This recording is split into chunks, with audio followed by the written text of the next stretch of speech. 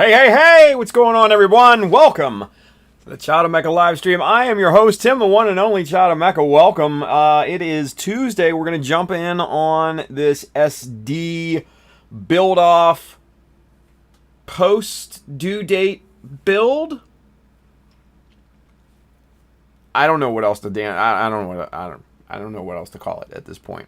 Because the due date was like a week ago. Whoops. None of us are done. Is anybody really done yet? Has anybody finished?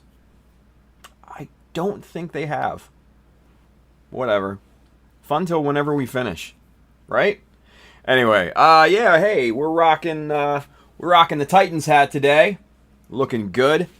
That's a nice looking hat, right? That's a good looking hat.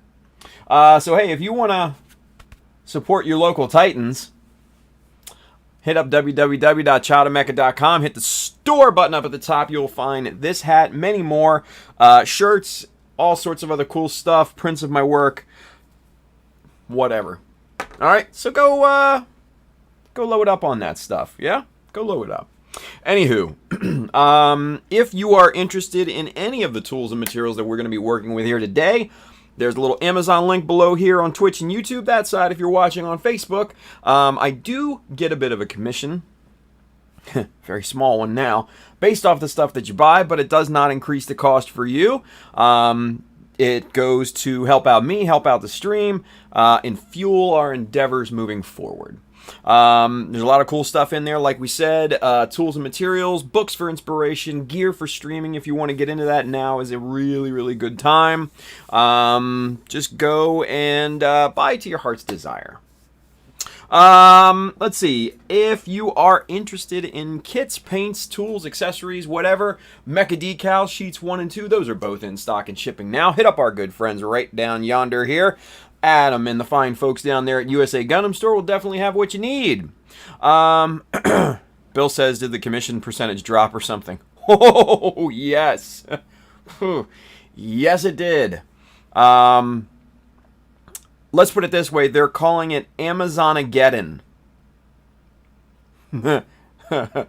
That's how bad it... Yeah, they've given it a name. That's how bad it is. Yeah. I'll talk about that here in a second, Bill. I'll kind of fill you in. But anyways, if you like what we do here, if you like, what I show you, if you learn something here, man, like, follow, subscribe, all on the social media channels and all that good stuff. If you feel that someone could benefit from watching this, share it. Share it amongst the community. Share it on your individual pages, on your individual accounts. Share it in a group. I don't care. Just share it. Get it out there, right? Anyway, back to the Amazonageddon thing. I know we talked about this a little bit the other day. It might have been a night stream, I forget.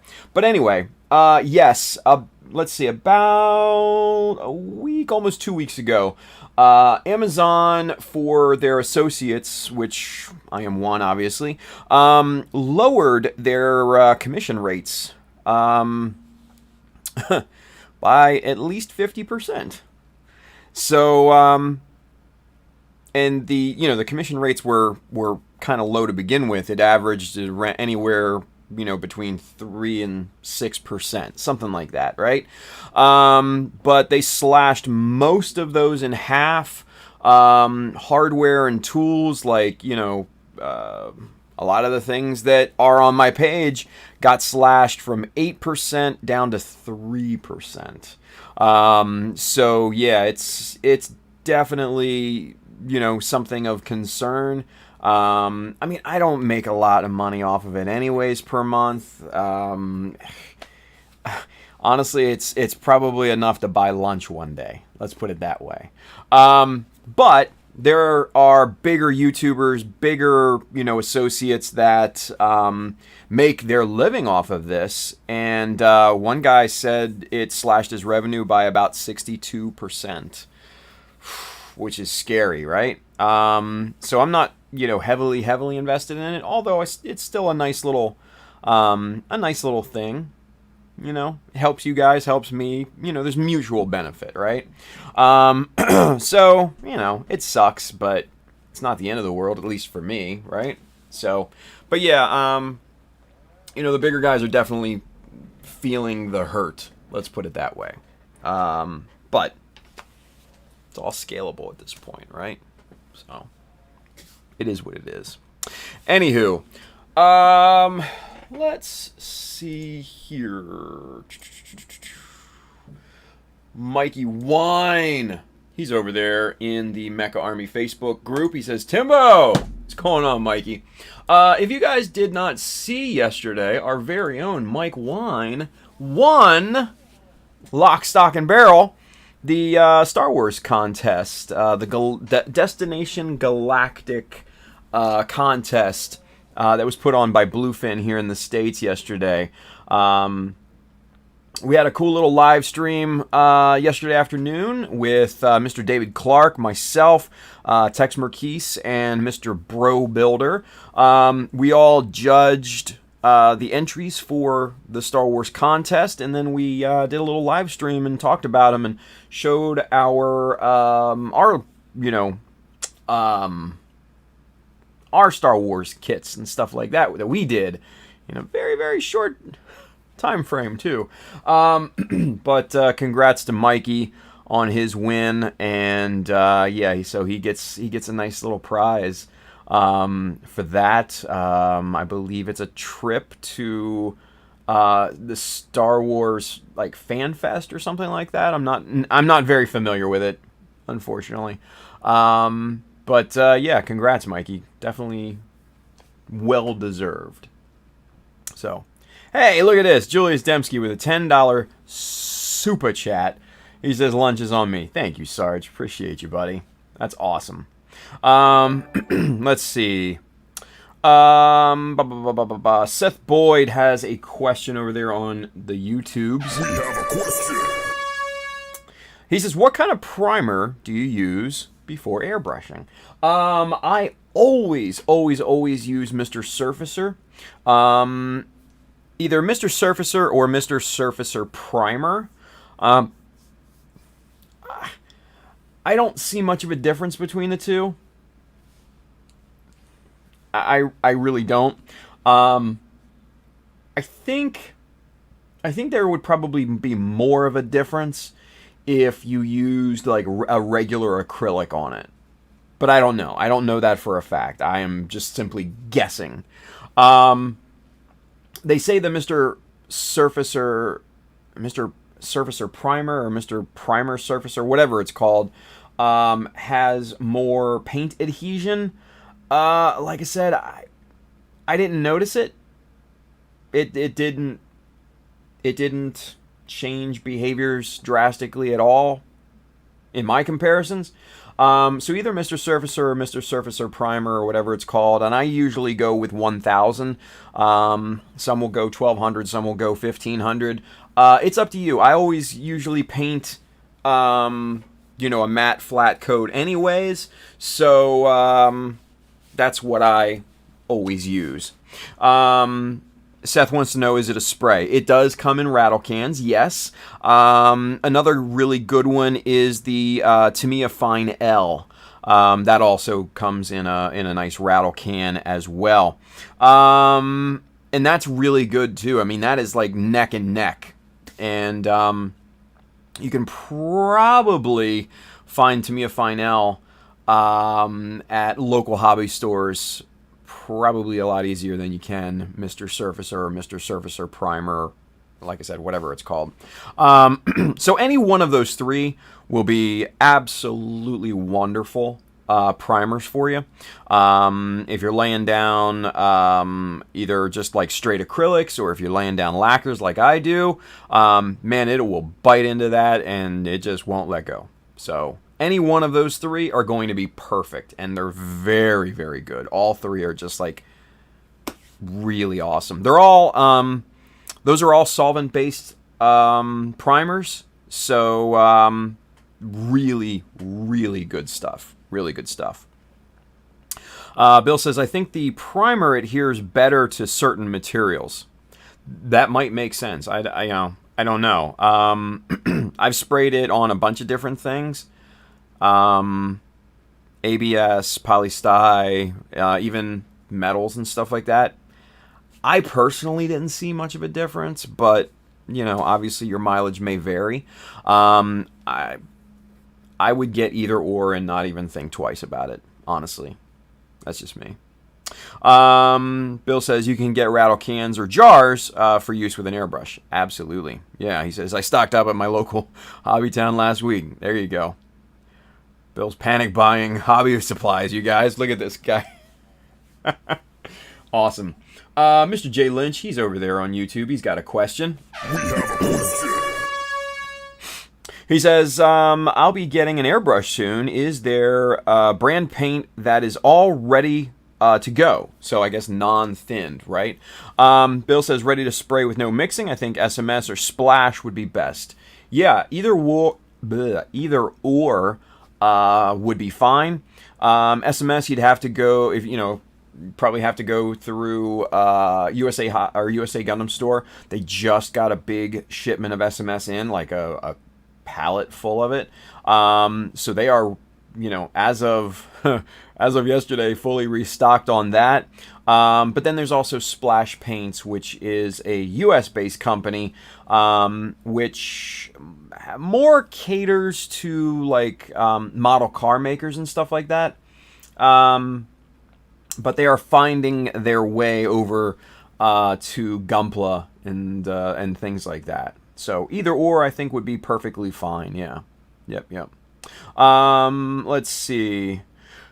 Ranger Chris has been pretty satisfied with Alclad's primer. Yeah, I've heard good things about it. I'm not necessarily sold on it, per se.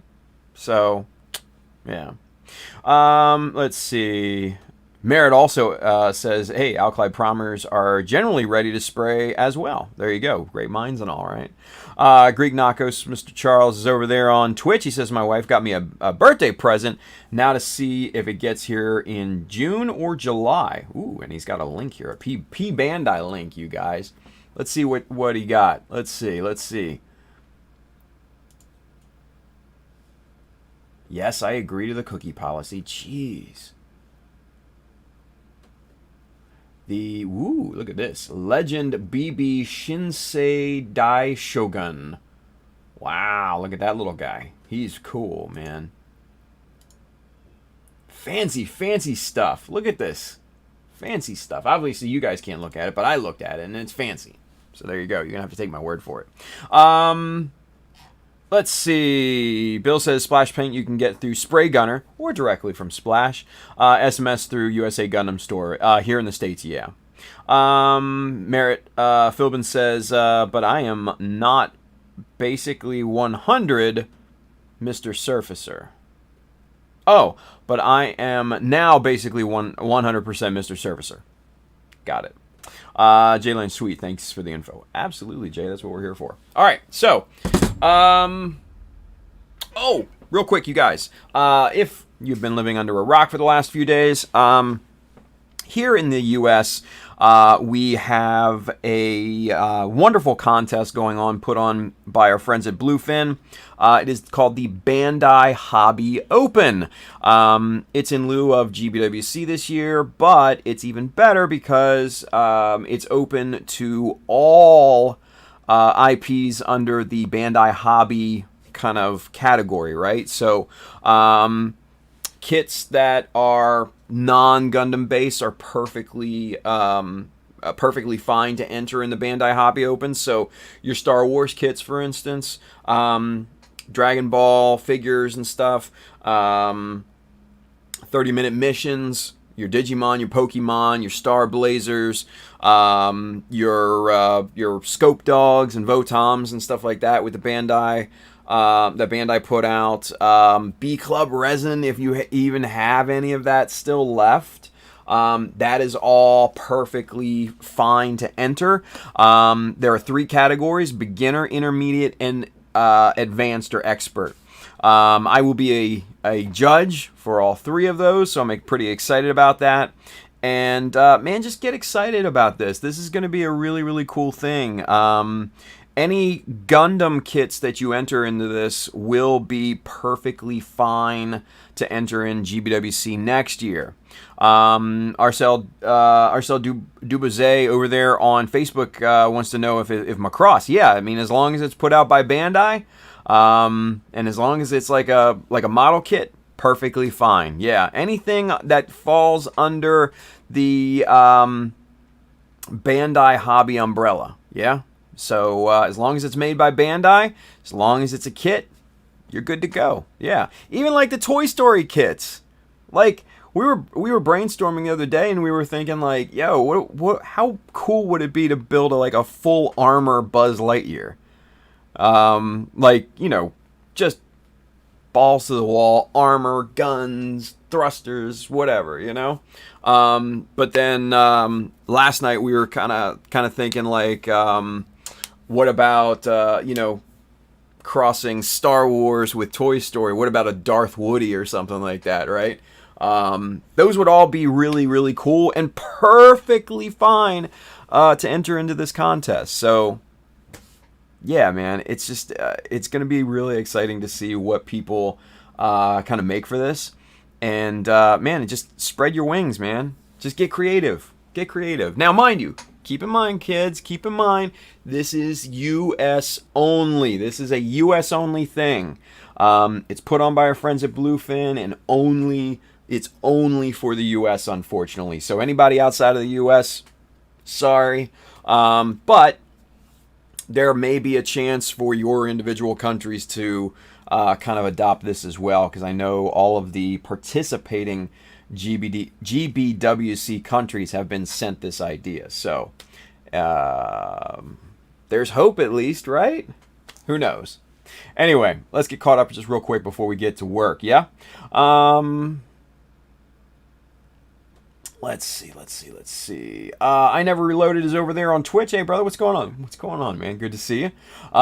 Ranger Chris, either they did not get it or USA Gundam Store sold out of the 2K SMS set. They just got it in yesterday, so I don't know if it's actually in the system, Chris. Keep an eye out for it. Kind of keep checking back here in the next few days, because I know Adam has been getting just absolutely demolished with orders. He said something, I think yesterday he filled, like, him and his team, obviously, not him alone, filled something like 2,000 orders yesterday. Mind-blowing. Like, absolutely mind-blowing. 2,000 orders. And mind you guys, they're a small business, you know? They're getting hammered with orders. So just be patient with them. Trust me, they'll get to your order. You'll get your stuff, and you will be happy. Trust. Let's see. Seth Boyd says, how long will a 40 mil container of the airbrush primer last me? Let's see. A 40 mil will probably get you. Now, mind you, if that's pre-thinned, then I'd probably say, probably at least one master grade, maybe two. Me personally, I like to get the jars and thin them down myself. That way I can spread out and really get the most bang out of my buck for those. So if you can, I know it's a hassle, but get the stuff in the jar, thin it out yourself. Your dollar will last you longer. Yeah. Let's see. Bill says, Seth, that depends on the brand coverage, how many layers you use. Well, that's a very good comment as well. Yeah. Shaka 12's over there on YouTube.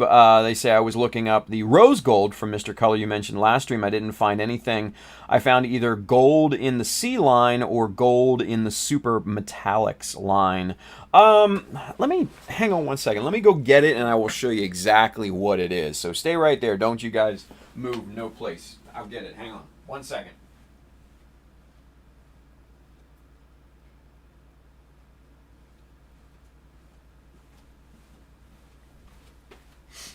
All right, here we go. This is it. And actually, it's not rose gold, so that might have been my fault. It's red gold.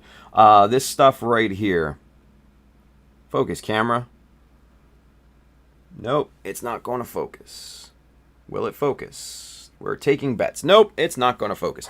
Let's go camera 2 so you can actually see what it is here, yeah? All right, so this stuff right here. Mr. Metallic Color. Focus. There we go. That's the red gold. GX209. That's the one. This is the good stuff. I mean, look how smooth that is, right? This is the one we showed the other day. Just awesome stuff. Now, I will say this. The straight Mr. Color Gold, I think it's their number 9, is very, very close to this. It's very close to this. It's just a slightly different hue, but honestly, I'd be hard-pressed to notice it when it comes down to brass tacks. Yeah. So if you can't get this, get the number 9 from the Mr. Color line. Very, very close. You'll probably... Most people won't even notice the difference. So, there you go. Seth Boyd says, I was looking at Mr. Surfacer 1200.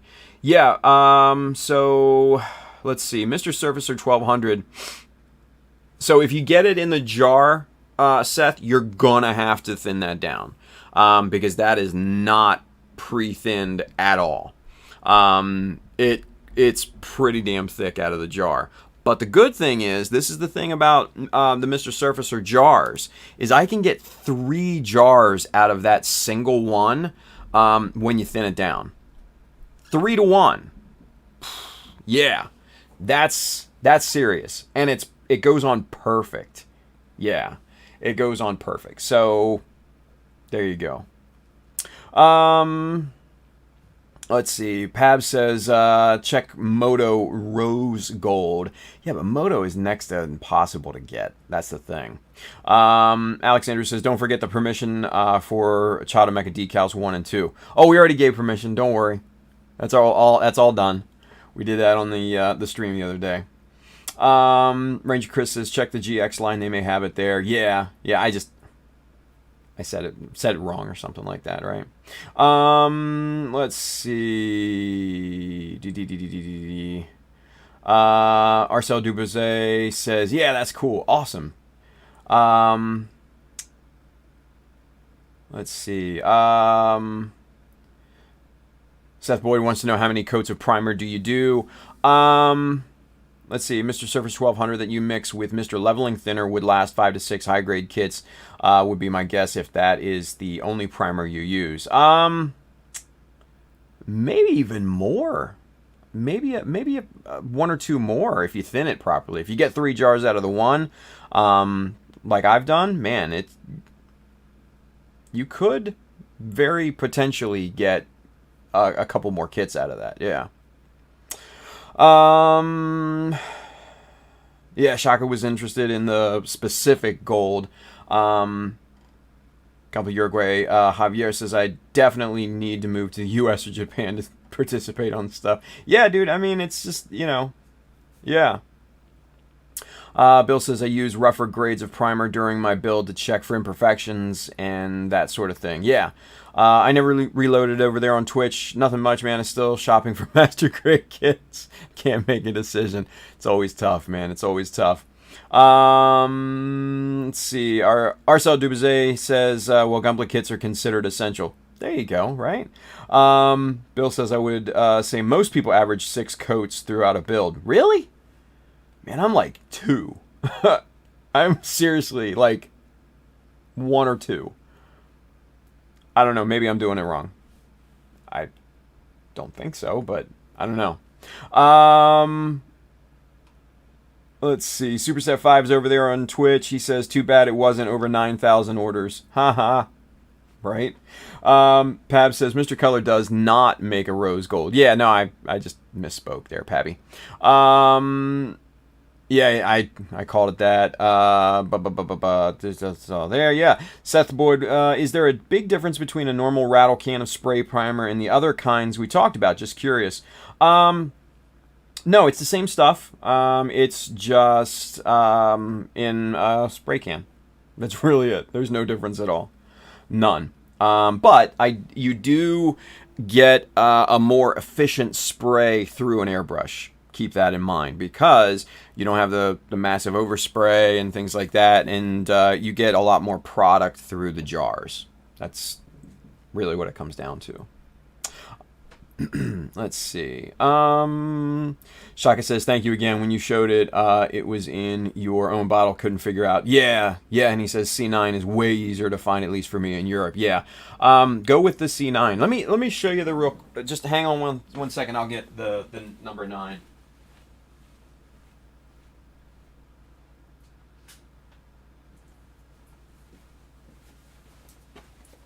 All right, guys. So here's C9. This is just the regular Mr. Color Gold, right? So if you look at the two, this one is slightly more of the gold color, right? But honestly, man, it is like stupid close. The pigments, I think, maybe just a tad bit finer in the metallic, but if we go to open these up, well, let me shake them first real quick to get them mixed so you guys can see exactly what these look like, right? But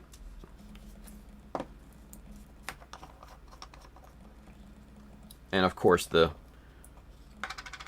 this part stays on because why wouldn't it, right?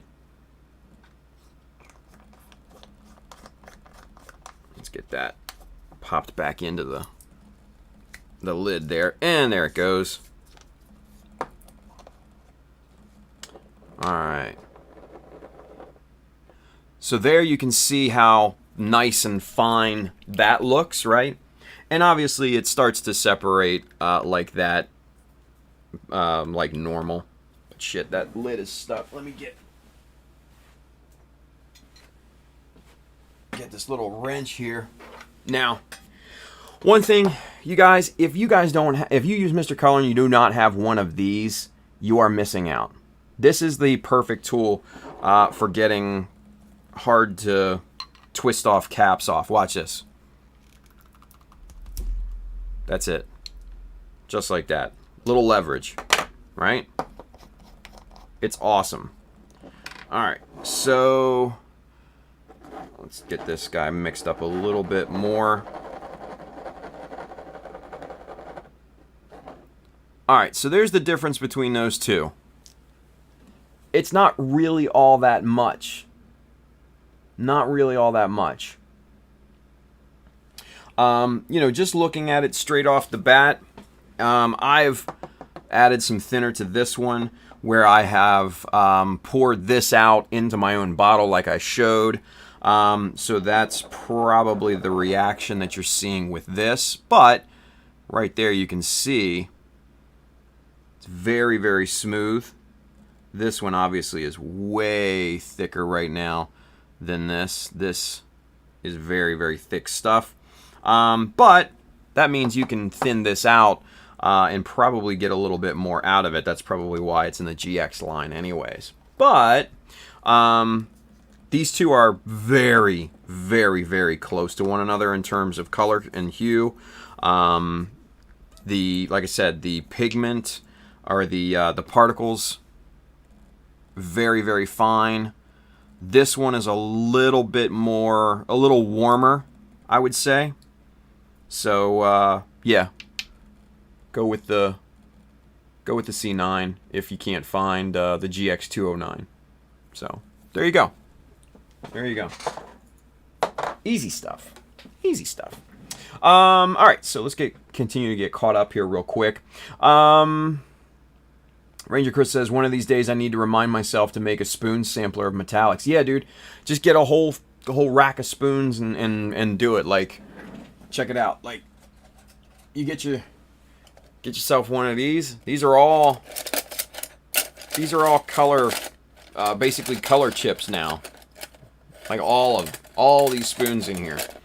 So I have a spray out of a ton of the colors that I have. Not nearly all of them, but a good amount. Let's put it that way. So, let's see. Bill says normal primers, like say Rust-Oleum, will be very thick and can cover fine detail. If it is regular lacquer, then it could even melt the kit. Definitely stay with some kind of hobby primer. Yeah, absolutely, I agree. I 100% agree. Alex Andrews says, I mentioned Child of Mecha Decals in reference to the Bluefin build thing, just in case people ask, because they weren't here. Yeah, no, absolutely. Arcel Dubazet over there on Facebook wants to know, what's your alternative for Tamiya panel liner? That thing breaks my Gundam parts. So the thing with Tamiya panel lining fluid is that with Gundam plastic especially, it's very, very susceptible to becoming brittle. A way to get around that is, number one, if you're painting your kits, prime all surfaces, even the inside and the backs and everything like that. Even if it's not going to be lined or anything, just make sure you prime all of that stuff. Cover the plastic completely. That's like step one. Step two, don't allow the panel lining fluid to get into any high stress areas, like joints and things of that nature, because that will have a tendency to find those crevices and make that stuff brittle. If for some reason you are not painting your kits and you're just applying it on there, at very least top coat it with something, like a Mr. Top Coat or Tamiya's, clear coats or something like that. That way it'll protect the plastic, make sure you get the, all of the surfaces and everything, and then you should be good to go. But in terms of alternatives, you can make your own panel lining fluid with a bit of black enamel or whatever color that you want, and some lighter fluid. I use Zippo lighter fluid. That's a perfect choice for those. Another thing is that you can use it's up on the shelf, but it's concentrated watercolor, right? Comes pre-mixed, and it's highly concentrated. You can get it in a bunch of different colors. Black is the most prominent, obviously, but you use that just like you would the Tamiya stuff. It's water soluble, so it doesn't affect the plastic in any way, shape, or form. The one bad thing is, obviously, is that it's water soluble, meaning that you have to be very, very, very careful with it when it comes to using any additional liquids or sprays or anything like that on top of it. It's also not nearly as dark as an enamel-based panel lining fluid would be. So keep that in mind as well. So, but those are some easy alternatives. Alex Andrews says, then there's Pabs with like 20 coats of... Wow, yeah. Seth Boyd says, okay, I got a Mr. Surfacer 1200 and Tamiya spray primer to try. There you go. I don't think you're going to see much of a difference because they're both great. Let's see. Ranger Chris, he's over there on YouTube. He's got a question. We have a question. SMS paint, you think, with Mr. Color Thinner and or hardware store lacquer? SMS paint, you don't have to thin. You don't have to thin it. It comes pre-thinned. So in that case, I wouldn't go hardware store lacquer for any reason in terms of thinning paints. And the only thing I would do is to clean your airbrush with it. Don't thin your paints with it. It's too hot. Use like Mr. Thinner, Mr. Leveling Thinner, something like that. But like I said, SMS paints already come pre-thinned, so you're probably not going to have to thin them anyways. So there you go.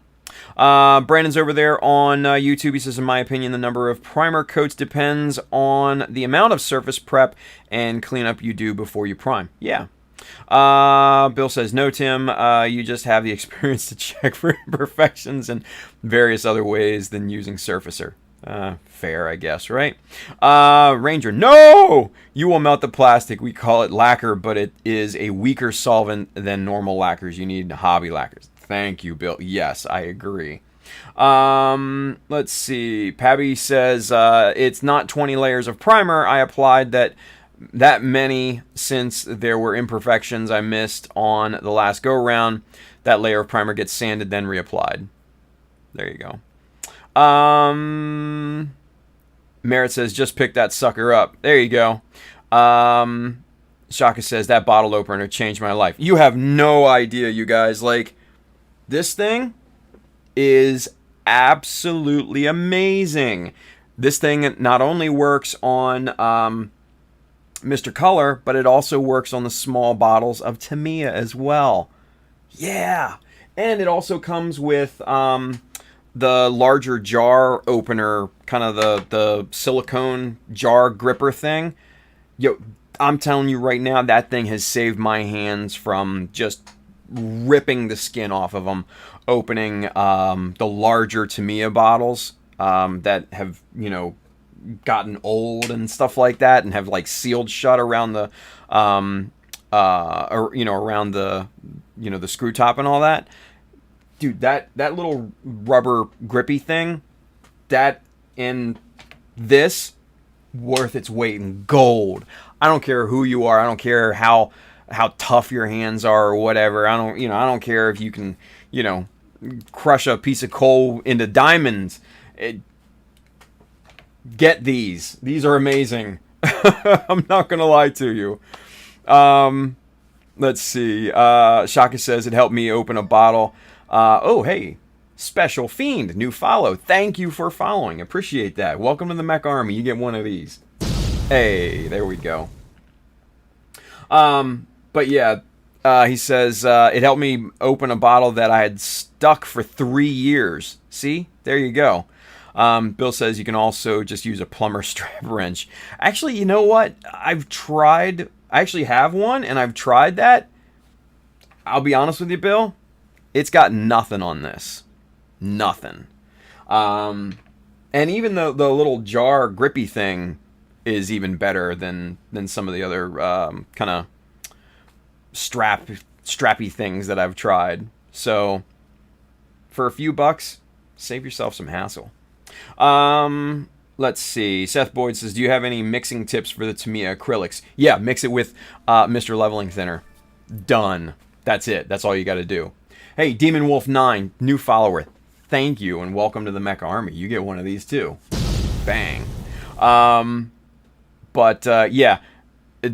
Just don't worry about the Tamiya thinners and everything. Just leave that sit on the shelf at the hobby store or whatever. Get you some Mr. Leveling Thinner. Mix it with the Tamiya. You will be amazed at how good that Tamiya becomes, because it takes on the properties of pretty much the Mr. Color line.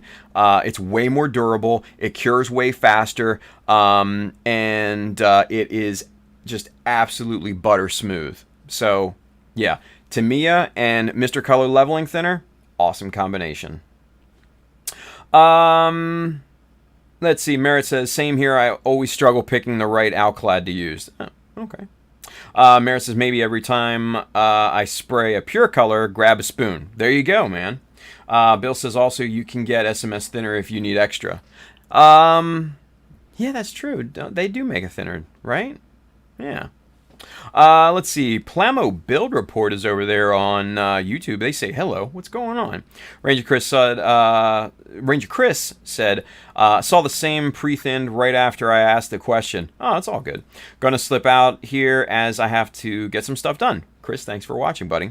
Floyd Bazin is over there on Facebook. He says, what's up? What's going on, Floyd? Good to see you.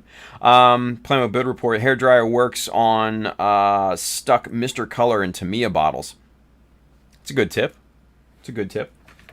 This works too. I'm just saying. It works. It works wonders. It works wonders. Anyway, we're caught up with the chat finally after almost a half an hour. Yeah? Oh, but Bill says, I know Mr. Leveling Thinner is hard to come by right now. Check with USA Gundam Store as they are getting a shipment. Yes. Yes, they are. Seth Boyd says, if I order Mr. Color Leveling Thinner right now, it's going to arrive in July. Depends on where you get it from, though. That's the big thing. Depends on where you get it from.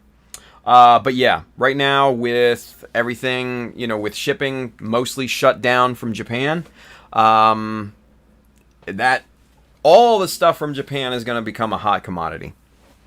Sorry to say it, guys. It's just the facts. All of that stuff until shipping routes open up, we have a finite supply. That's just the way things are. Welcome to the new world. It sucks, I know, but here we are. So, do what you can. Do what you can. Bill says Seth Mecha Warehouse has some in stock, but it is the small containers. I mean, better than nothing, right? Special Fiend says, is Mr. Hobby Leveling Thinner good for acrylics? Some acrylics. It works wonderfully with Tamiya. Absolutely wonderfully. You mix Mr. Leveling Thinner with Tamiya, and you almost have an equivalent to Mr. Color paints themselves. It's just that good. Yeah. Seth Boyd says, I have a bit of the Tamiya thinner to try for now. Bill says, I would definitely talk to Adam at USA Gundam Store and see when it will come in. Yeah, no, absolutely. Plamo Build Report says, love the Mecha Decals. Used it on my recent RX-78-2 Revive. Awesome. Thank you very much. I appreciate that.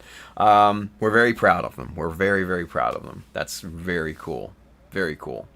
All right. So, let's see. Charles Dodge says, if they haven't sold out, Build Up Imports in Independence, Missouri had a case of Mr. Color Leveling Thinner in the 450 ml bottles Friday. It's not on their website, so you'll have to call and see about shipping. So, yeah, there you go. Build Up Imports in Independence, Missouri. There you go. Shout out to Build Up, too, for, like, recommending the stream to people, man. That's really cool of them. Really cool of them. All right, so camera 2, let's get to work. We're about even halfway through the stream. Holy shit. We've just been talking to answer questions, which is not a big deal. All right, so we're gonna shift our focus to the chest.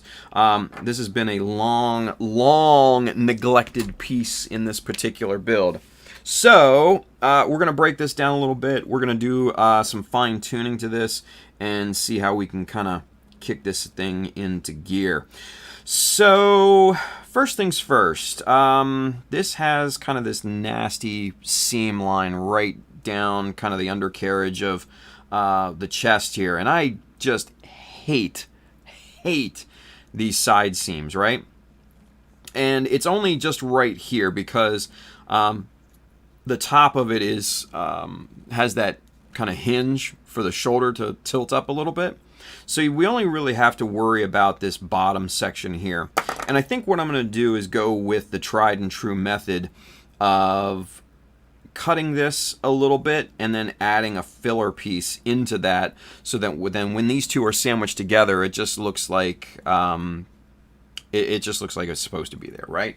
That's kind of what I did here on the Blue Destiny, and I'm just grabbing this because it's available. I also did this on the Jesta as well. But if you can see right here along the sides, where's my little pointer? Where'd that little, oh, there it is. All right, so anyway, right here, this part,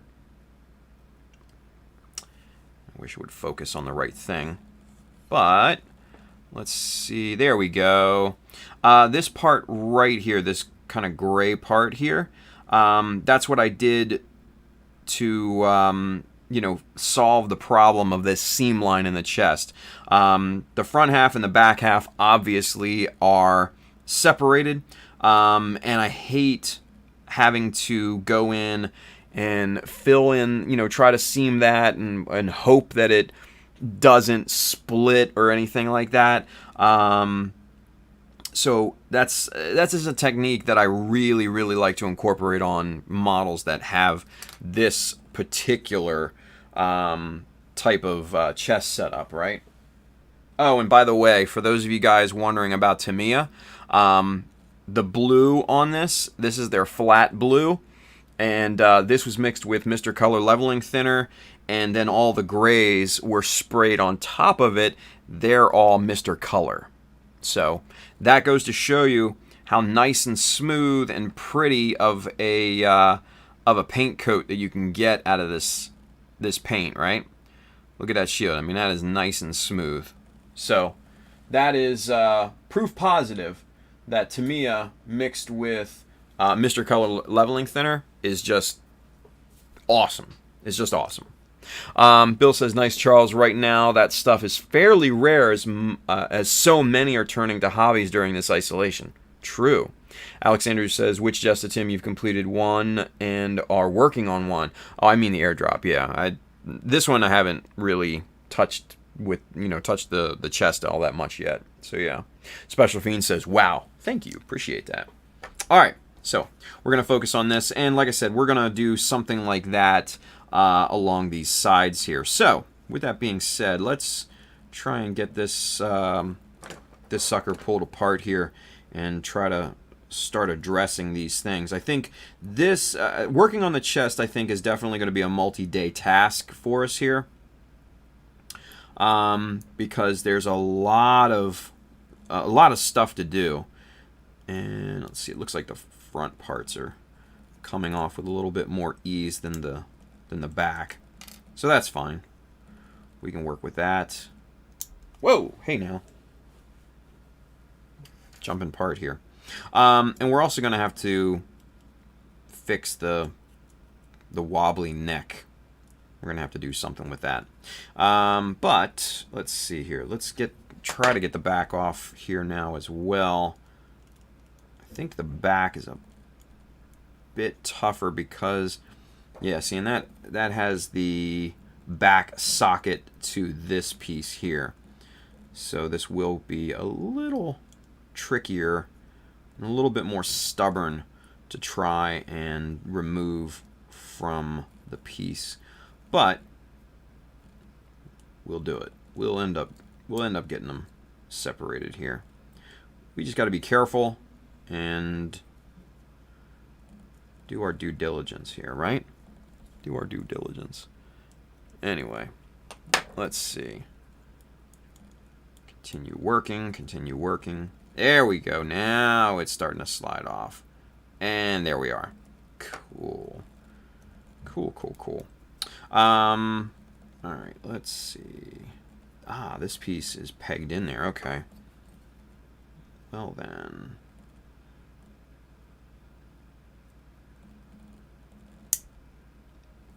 Ooh, what just broke? Or no, it just, okay, it just slid. That's all. Nothing broke. Nothing broke. Nothing broke. Nothing broke, thankfully.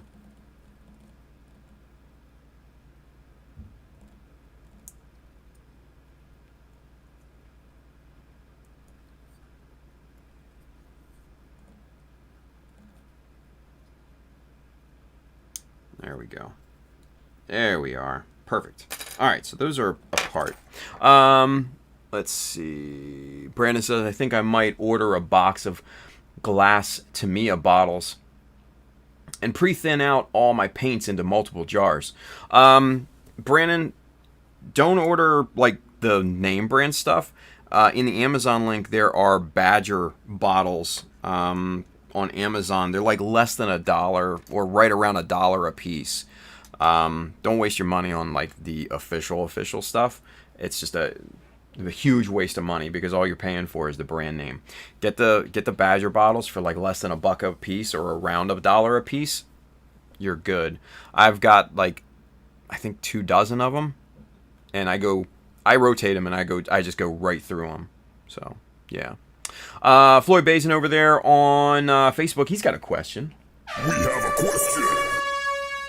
Floyd wants to know, what is your mixing ratio to thin the Tamiya paint? Great question, Floyd.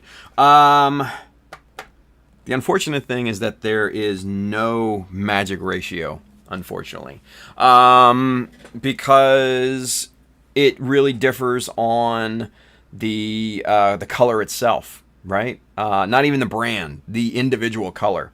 For instance, and this is kind of the best example I can give, Tamiya White is the absolute worst paint color in existence to try and spray correctly. What I've found is you have to actually over thin the stuff to get any sort of good spray out of your airbrush, and it's just really kind of trial and error to get it to where it sprays really well. And that's really what it comes down to is how it sprays, right? What I would always say is, as a general rule and kind of a starting off point, is mix it down to like a milky consistency, and then from there kind of fine tune it, to how happy you are with it spraying. If it's coming out, thick, then thin it a little bit more. If it's cobwebbing, add a little bit more paint, etc., etc. But it really does depend on the color itself. More saturated and darker colors usually tend to need less thinner, where your lighter colors tend to need a little bit more. Your yellows, your warmer tones like reds and oranges and stuff like that, your lighter grays and things also. But your darker colors, your more saturated, your cooler colors, your blues, your purples and stuff like that, greens, the darker shades of grays, blacks, things of that nature are gonna in general. It's not a standard rule, but in general, from what I found, going to need a slightly less of a thinner to spray right. But it does, unfortunately, come down to each individual color. So, it's the best thing I can tell you. Bill says, Brandon, don't buy the Tamiya brand bottles. They are overpriced. You can get some glass paint jars from Tim's Amazon page. Hey, there you go. Thank you, Bill. Hendron's over there on YouTube's giving us a hi. What's going on, Hendron? Alexander says, did you not countersink those peg holes? No, I did. They're just stubborn, and the back ones especially. They're the backside plugs to the poly caps. So I never inner bevel the poly cap receiving holes. Never do that, because then you're just going to end up with a loose joint, and that's just never fun. So no, I did, but it was just held into place pretty securely by the poly caps and stuff. Let's see. Superset 5 over there has a question for us. We have a question. He says, why not convert the seam line into a panel line? It's an option. It's not one of my favorite options, though. And especially for the torso, I just like the look of the kind of the insert on the middle there. I just like how it looks. So, yeah, good question though. Brandon says, my local hobby store just opened back up, Bill, and they stocked a Tamiya for fairly cheap, trying to help them stay afloat in these tough times. Yeah, absolutely. I fully support that. Pab says you can also get the HDPE, LDPE drip bottles to pre-thin your paints. Yeah, they got a bunch on Amazon too. Alexander says, I'm going to bounce. Hopefully see you all tomorrow for the stream. Stay safe. Alex, thank you for watching, buddy. Bill says, drip bottles sound good for gravity feed brushes to avoid spillover. Never even thought of it, Pabs. Yeah, no, absolutely. Floyd Bazin over there on Facebook says, good to know. Thanks. You are welcome, sir. Henry says, hey, man, what's going on, buddy? Charles Dodge says, white paints start with less thinning than you think you need. They'll break and go chalky if thinned too much, and it's easy to thin white paints too much. Maybe. I've found the exact opposite, especially on the Tamiya White. It's like you need to drench it in thinner to get that shit to spray. That stuff is just the worst paint color in existence to spray. But once you get it spraying good, it's really nice. It's really nice. Like, I'll use that. I use the Tamiya stuff on like my low budget builds. the bears, the two little bear guys that I've done. Those are both Tamiya white. The Gundam version Logic, that is Tamiya white. Actually, I think that's all Tamiya, if I'm not mistaken. Yeah, I think it is. I'm almost pretty sure it is all Tamiya paint. But yeah, I use that on kind of the, you know, low budget builds, so to speak, the non GBWC builds. Yeah, they've come out great, but yeah, it just takes, for that particular color, it takes a lot of thinning. So anyway, all right, so let's kind of get a game plan here, shall we? So what we've got going here is this little green piece underneath here, and that's actually exposed in the grand scheme of things, right? So we need to be able to leave space for that to be shown, right? Now, the other conundrum that we're going to run into is that right here, along where we're going to theoretically put that insert, we've got a peg. Now, we've also got another peg right in there, a much bigger one. Or that's actually a receiving hole, but the peg size is much, much bigger, and I'm almost positive this will be enough for us. It'll be enough for us to use, to basically just rely on that for our support needs for this particular piece. Yeah, no, absolutely. That's perfectly solid in there. And once that gets glued in, yeah, we'll be fine. We'll be fine. All right, cool.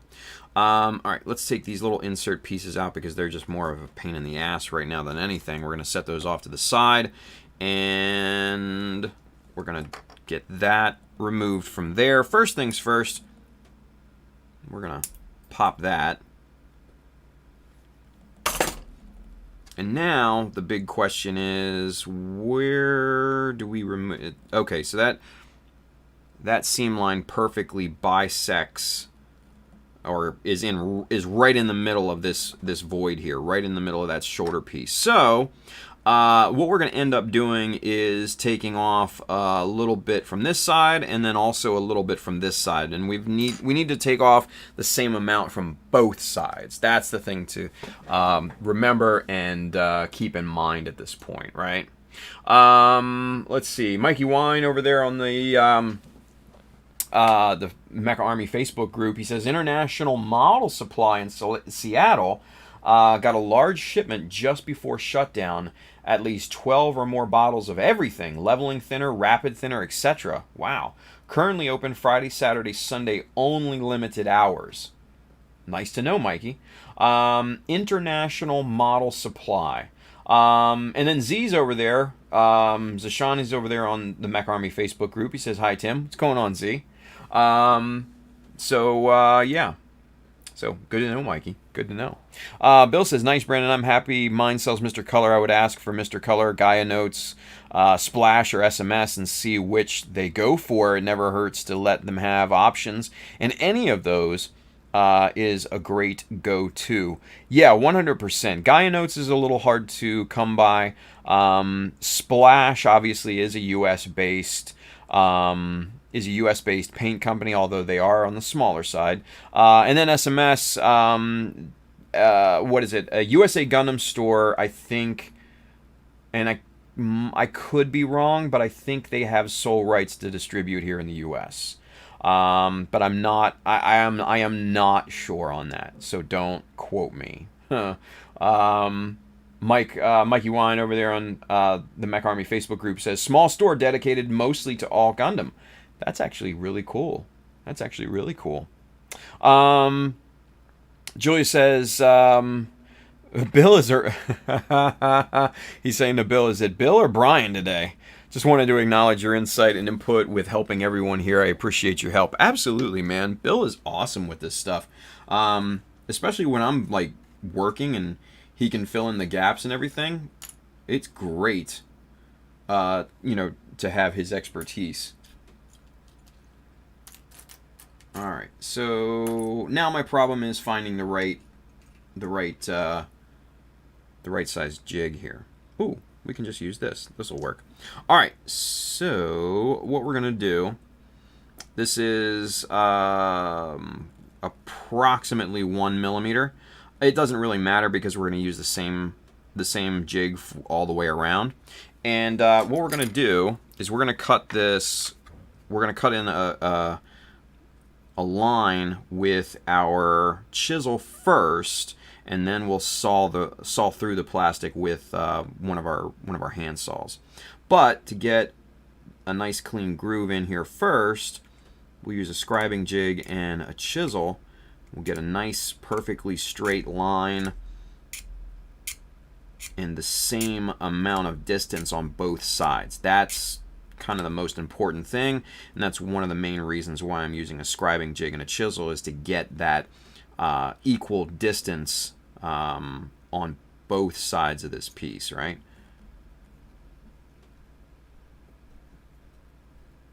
There we go.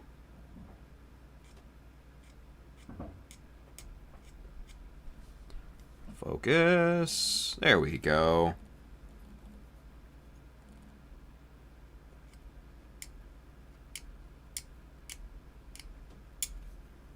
All right.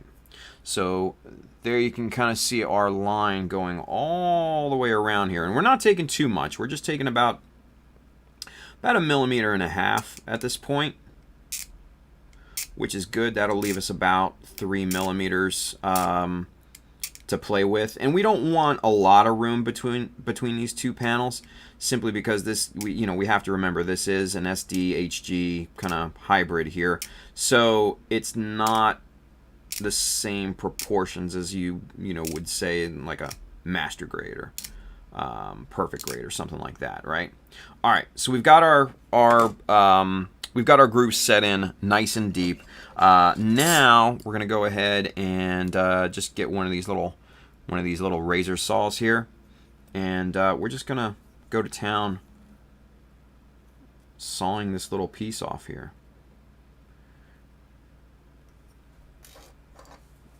Let's get one of these guys,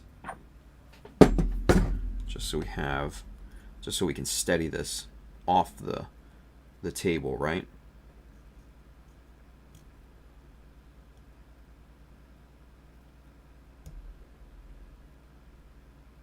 Come on. Getting it started in the groove sometimes is one of the hardest parts, but once it gets going in there, then you're good to go.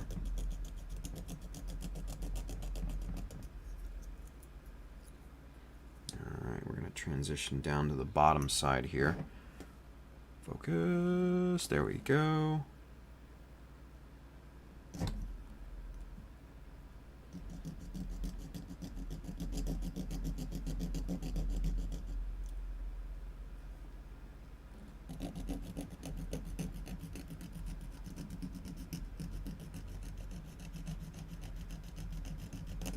There we go. Nice, straight, right along that groove. That is perfect. Perfect. Okay. And then you can kind of see, how even and straight and just kind of perfect that little slice is, right? That's the benefit of using a scribing jig and a chisel to start your line out, and to get a groove in there, so your handsaw or your razor saw or whatever you use can just kind of follow right along in that line. Gets nice accurate cuts every single time. Every single time. A little bit more work than just hacking away at it, but trust me, the accuracy benefit far outweighs the little bit of extra time wasted on it, or I should say spent on it. It's not wasted time, it's production time.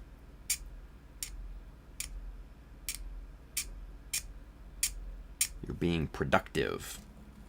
A productive modeler.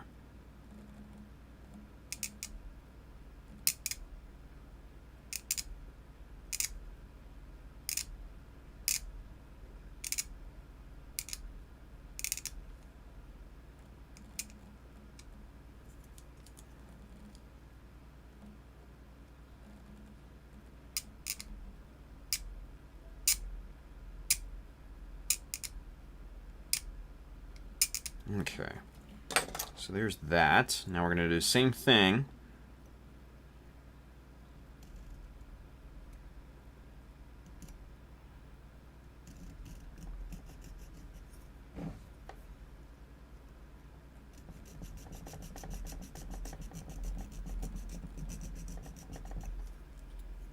Spin this around and go at this from the other side, just to make sure that our cut is nice and even, right? And that looks good both ways. And we'll just finish this off.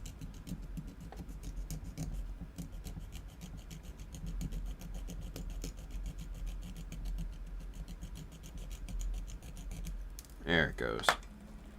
All right, and again, nice little sliver taken out of that piece. Very, very good. All right, sweet. So now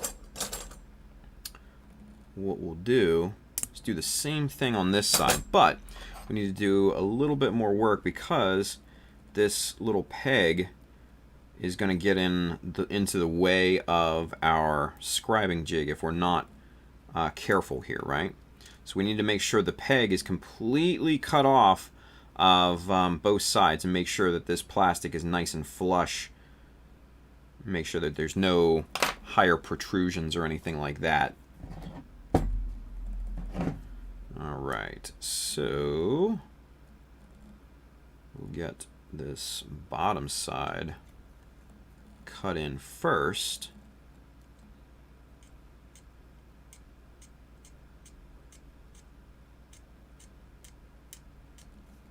Just like that.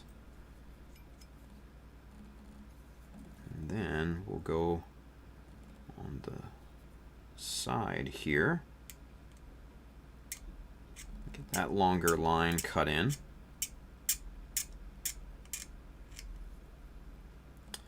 Now we'll go ahead, reinforce these lines, get them deeper, and that way our saw will be able to cut through this at a little bit of a cleaner way.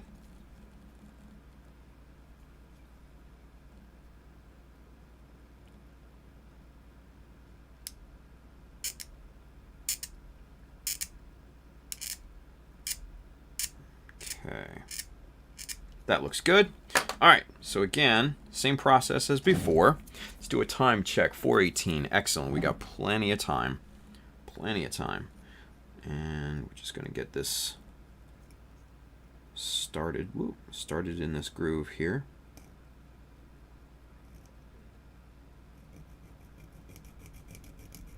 Just like that.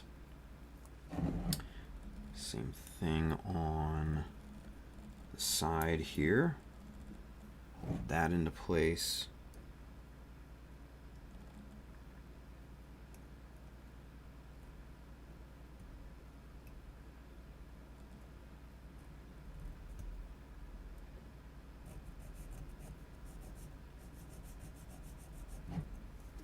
Okay.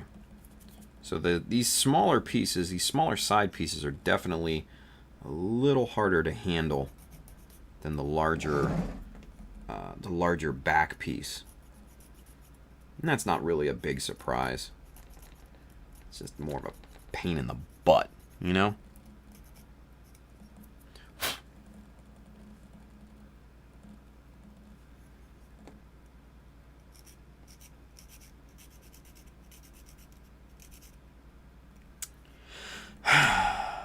What I might do is switch to something like this, which is a bit finer tooth. This is the Tamiya tri-tool. We've shown this before. It comes in a whole kind of big package with a bunch of these photo etch style saws. Great tool to have. It's an absolutely wonderful tool set.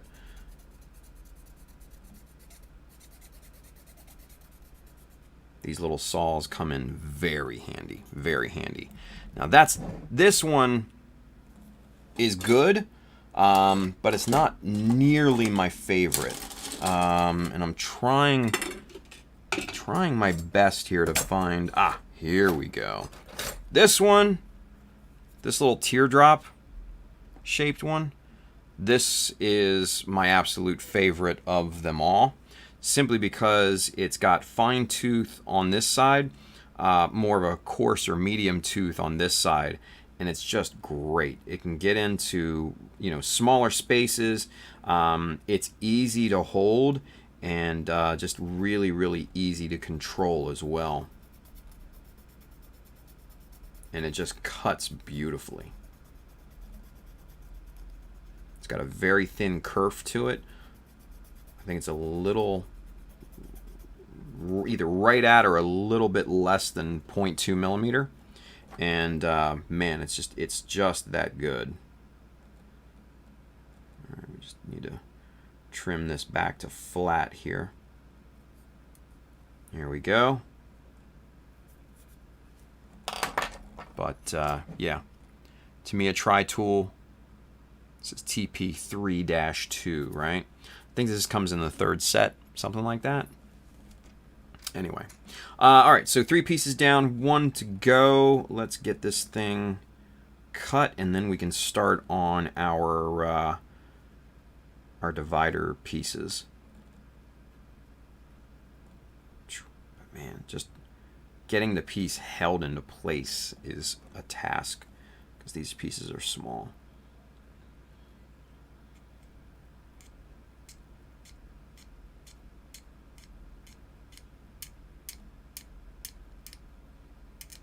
There we go.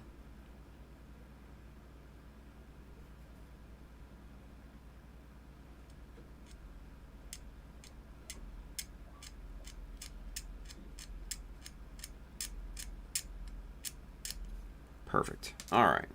Let's get these lines deepened just a little bit more.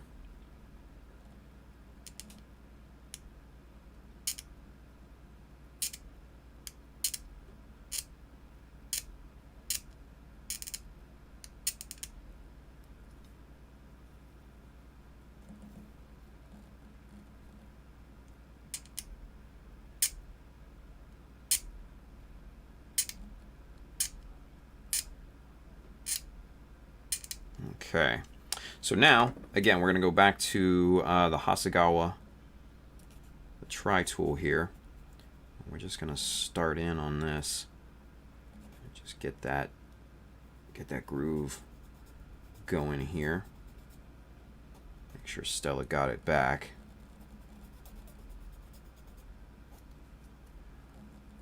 And we're going to spin it around, get the longer side going, get that started. If we hold it this way.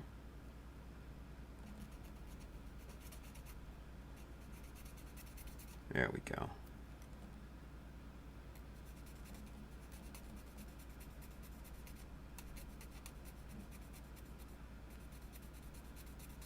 Now we're in business. Now it's moving.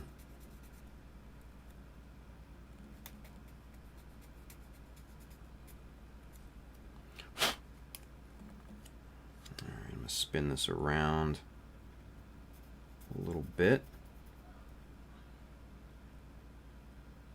And the cool thing about this little teardrop is sometimes it's easier to hold it fat side up. Sometimes it's easier to hold it fat side down. Like I'm holding it this way with the larger side up, right? But sometimes it's easier if you just spin it around and hold the larger side at the bottom like this, right?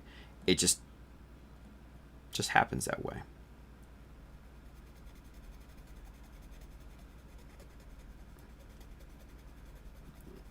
There we go. Now we're in the zone.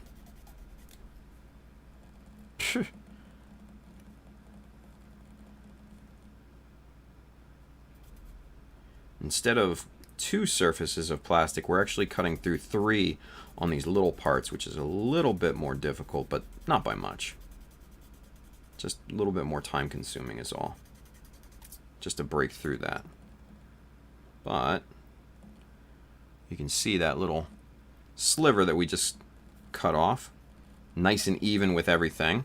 Now let's go back and make sure that this is flat, and that really does look nice and flat there. So we're going to put our tri-tool off to the side. We're going to put our 1, 2, 3 block off to that side, and then we can put these pieces back on and see kind of how we did in terms of straight cuts and all that good stuff. See exactly how much space we have between the two surfaces, because that is what really kind of matters at this point, right?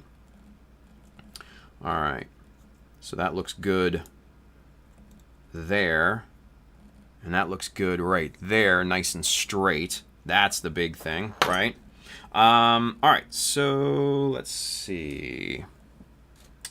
Let's grab a strip here. I think this is 2mm,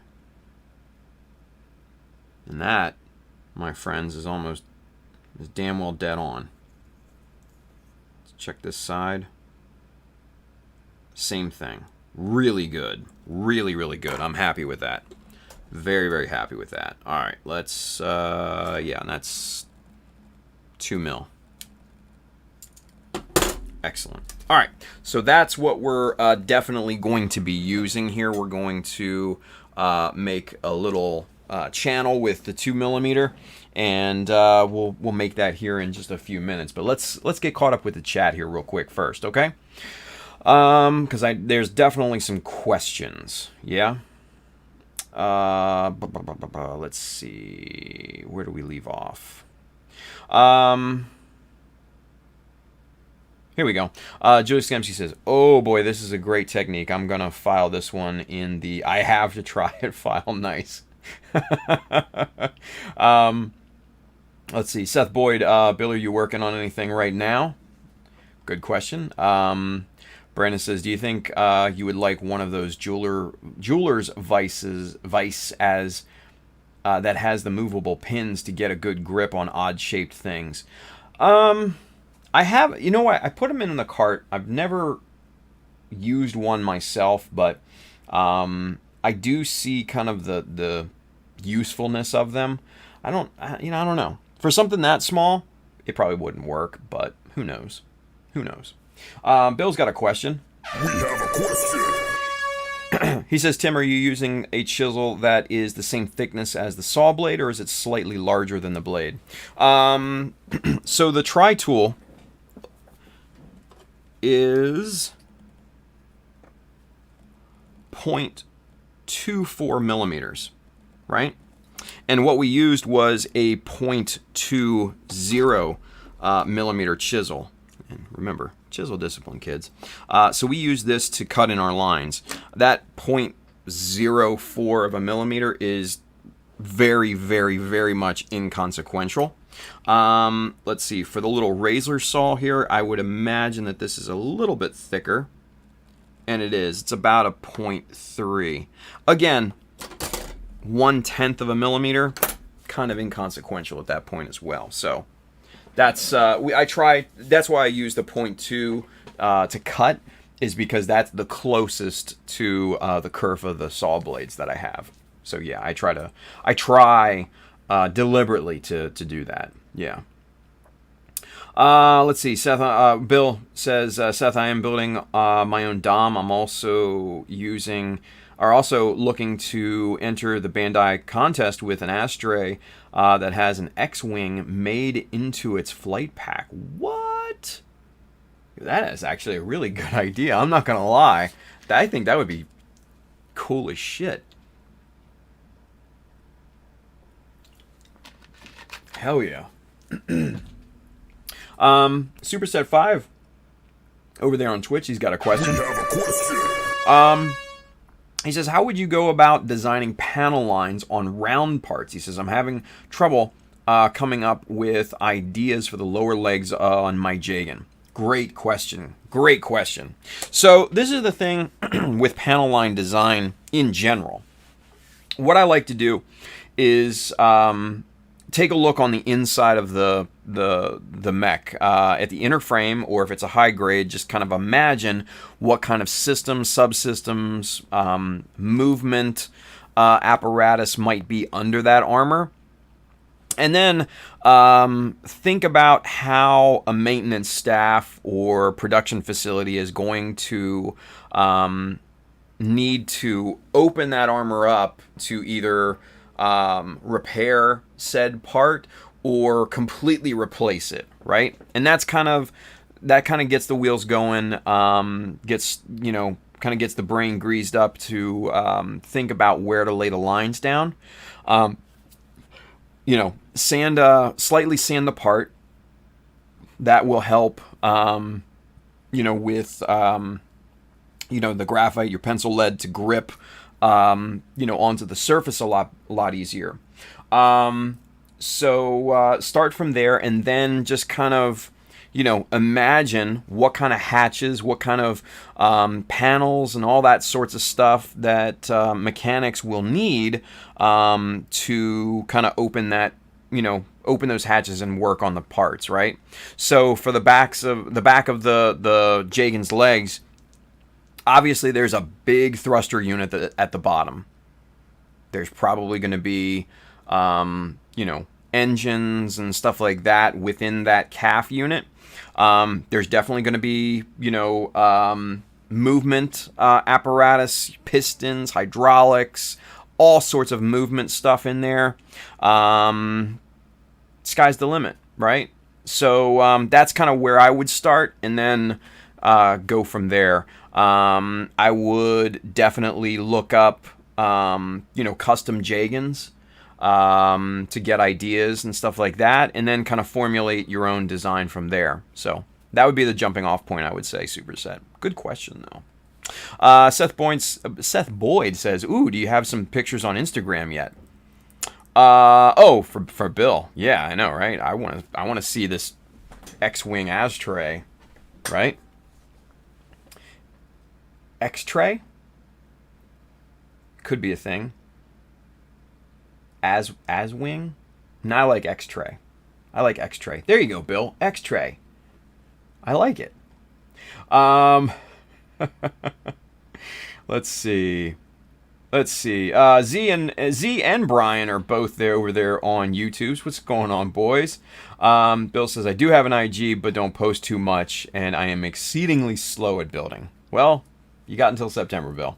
Seth Boyd says, well, if you think about it, feel free to send me some pictures. It sounds like an interesting project, right? It does. Brian says, what it do?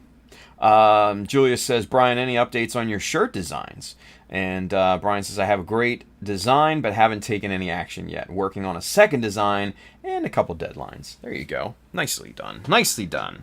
Okay, so with this thing here, what I'm seeing is this.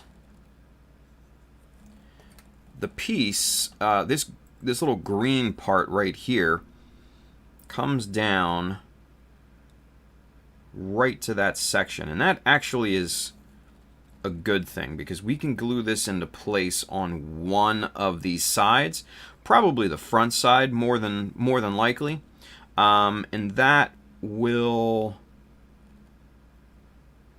even these things out right along here, and that'll be a kind of a more realistic look, right?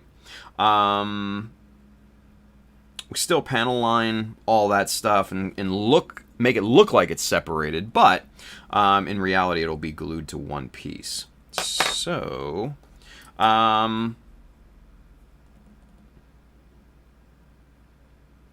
that's 2. Let me see something here. Is this 2 or 2.5? That's 2.5. Let's take a look and see what 2.5 looks like in here. It's just a bit wide, right? Yeah, it's just a bit wide. Not a big deal. Not a big deal at all. Because what we're going to end up doing is we're going to be using probably 4.8 millimeter. Let's see. I think this is 4. And that protrudes just enough to make that look really quite nice. That protrudes maybe about 1 millimeter or so off of the natural armor there. So let's see, this is 4.8, right? Yeah, 4.8 mil. Okay, cool. So, we need 4.8 by ½ millimeter. That's what we're looking for here in our pile of crap here. That's 1/4 mil. That's not going to work for us. We might have to pull a new piece.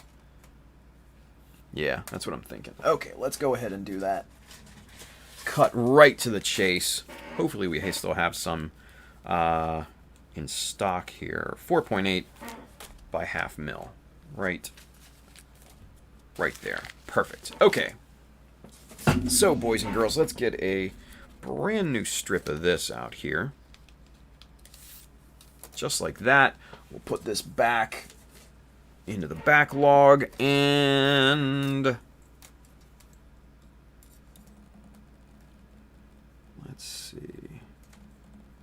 Ooh, now one thing I'm noticing here, we're going to have to make, I think we're going to have to make an additional cut. Yeah, right in here on this little green part. Actually, we might have to cut that whole thing out now that I think about it.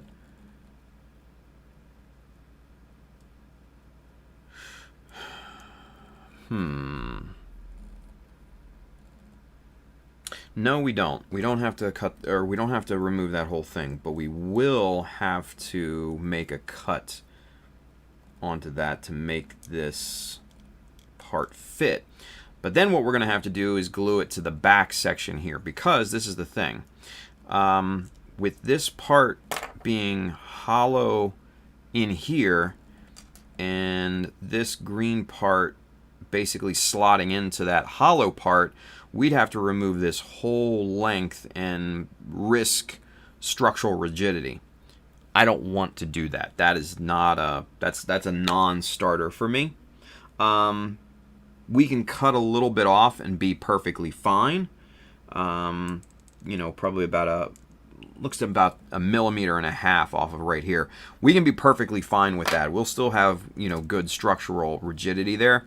But I'm not about to go and hack that whole thing off there, because then this thing could potentially just break in half. So I'm not really feeling that. But if we glued this little middle section here to the back, that would slot on with 0 issues altogether. So I think that's what we're going to end up doing, or having to do at this point. So yeah. All right. So let's get this piece cut off here.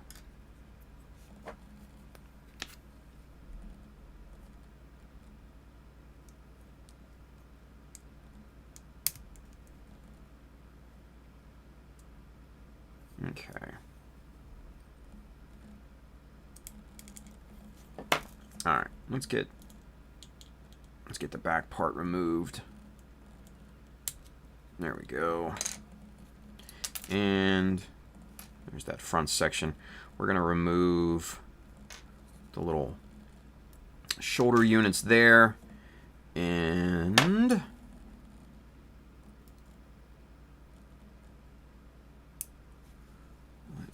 let's get this trimmed out here. We're going to remove just a little little bit more than necessary, but that just broke right through the piece. Damn Bandai and their brittle clear plastic.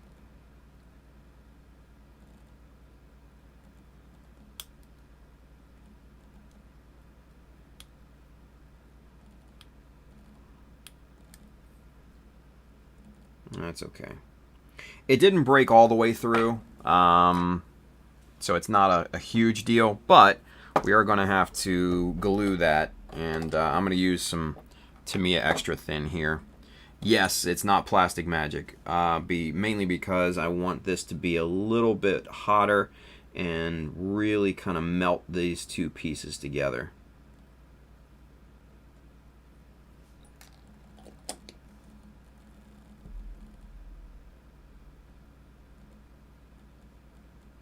Okay, spread that piece just a tad bit just to get some glue in there. Okay, there we go. Get the excess off of there.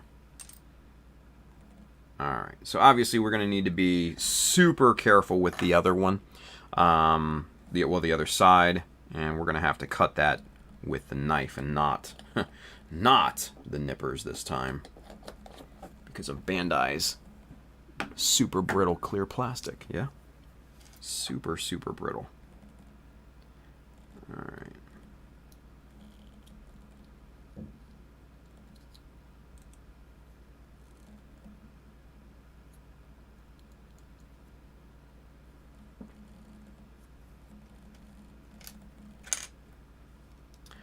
Alright, so we're going to get this other piece on here, and then we will mark our cut.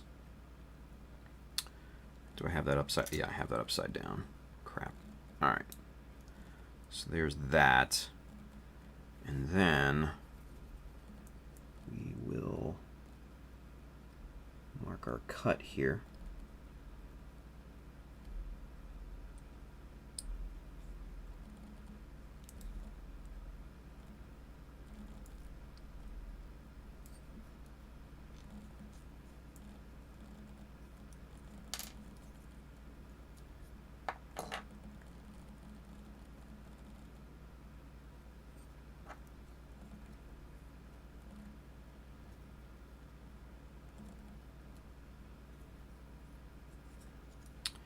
Alright, so now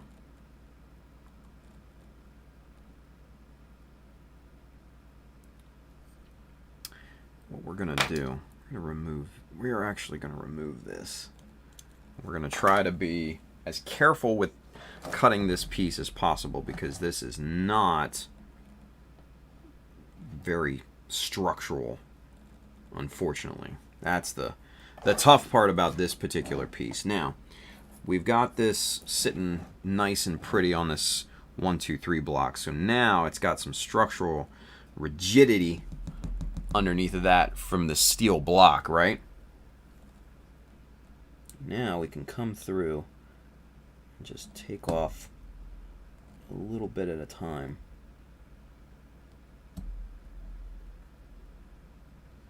And that, my friends, will save us the hassle of having to glue broken pieces because of Bandai's brittle plastic.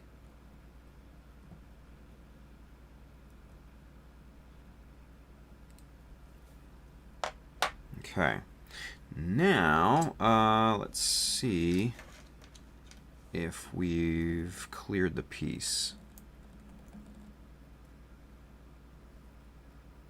Almost. We can use this piece as a nice cutting guide, though.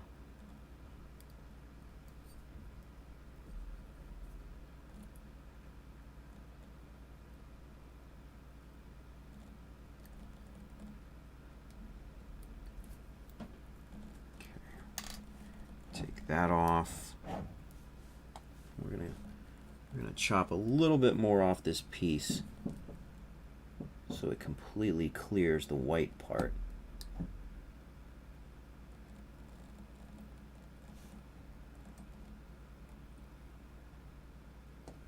There we go.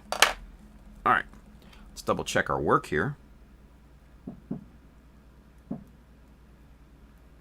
And there we are. Focus. There we are. That completely clears the piece. Excellent. So that's what we're looking for. All right, get this thing slotted back into position. this guy back on here. We'll check clearance on that one, and that one is perfectly fine because we basically took off a little too much anyway. All right, this one goes on this side.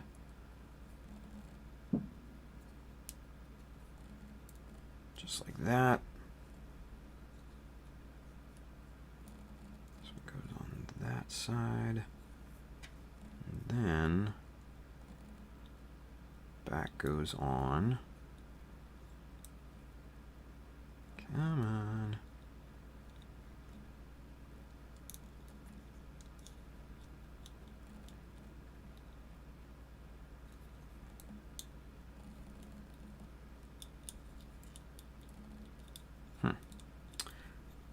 It's crooked.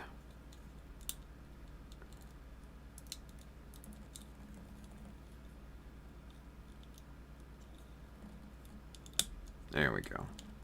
Now we're in business. That is together. Nice and good. And perfect. Yep. That front to back, that just fits. Perfect. Perfect, perfect, perfect. All right. So now what we need to do, since we know that we are using the 4.8, let's get this cut to size. And we'll basically make a template out of this thing.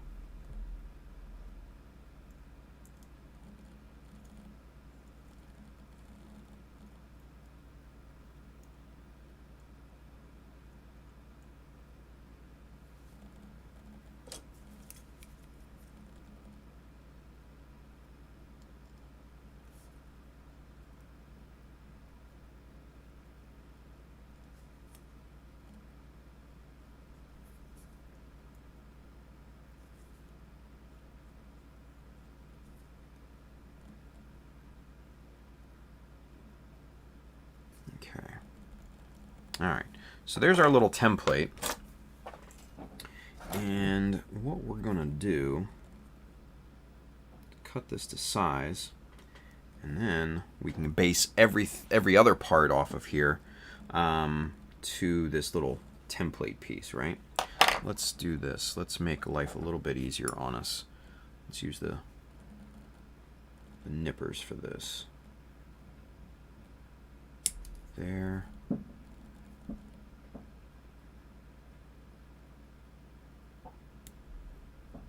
And there. All right, and then we'll flatten this out.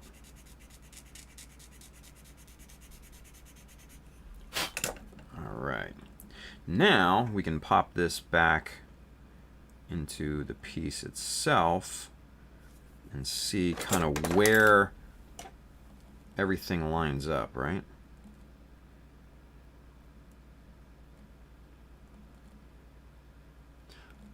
All right, whoops. Right there, that's not bad. That's not bad. We're going to take a little bit more off the front and the back here.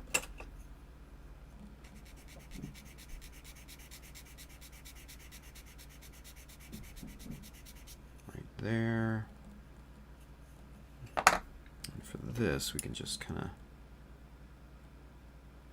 nip a little bit off of there. All right, so now let's try this one more time. But this should be very close to our final shape.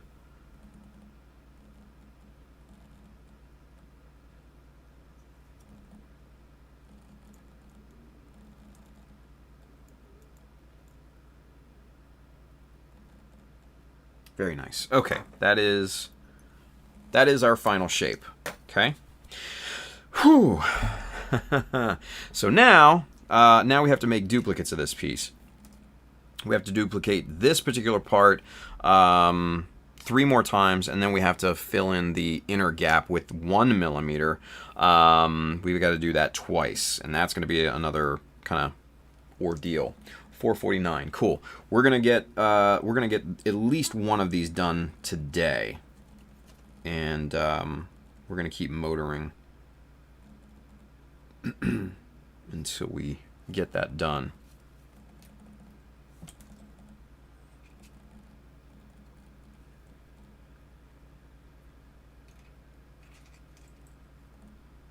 Okay.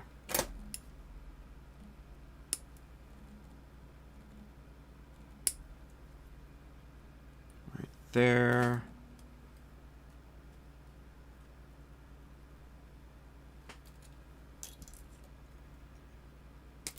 Right there. All right.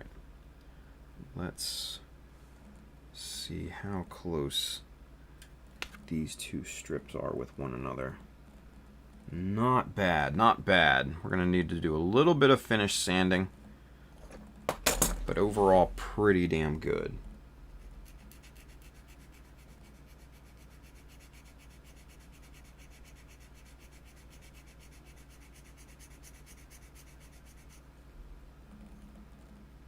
Very nice.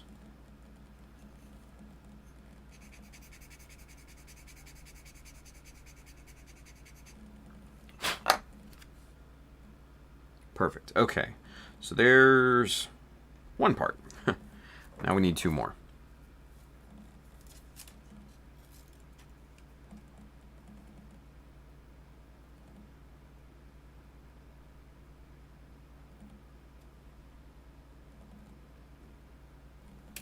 Okay. Cut that there.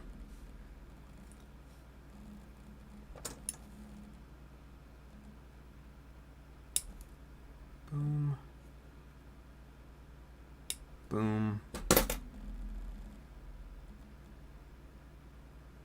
All right, so there's another one. Let's do one more.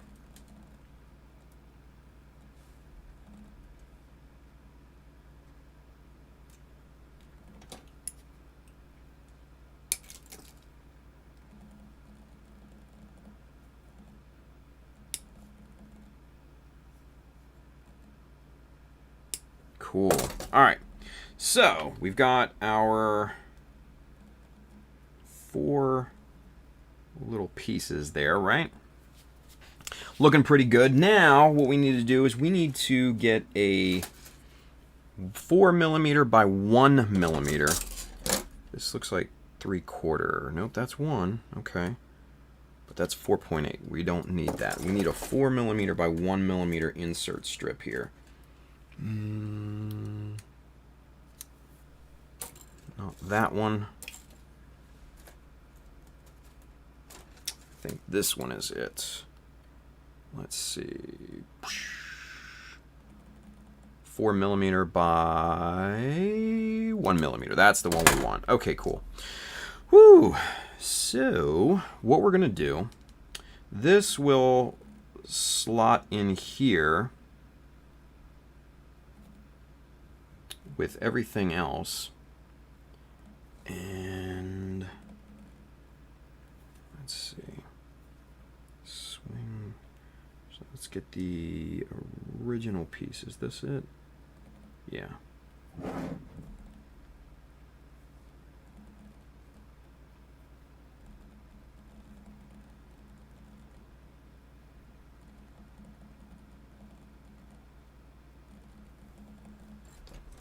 Okay. Cut that.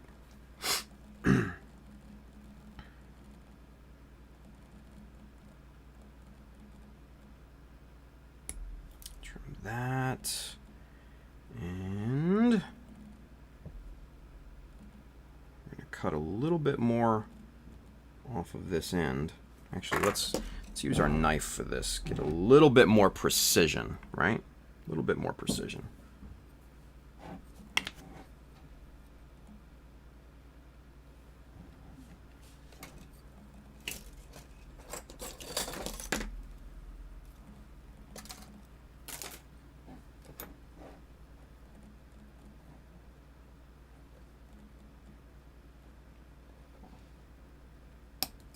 I want to take a little bit, about 1mm off of that, and then we'll match these two up corner to corner here and see what they look like. All right, so we're going to need to take a little bit more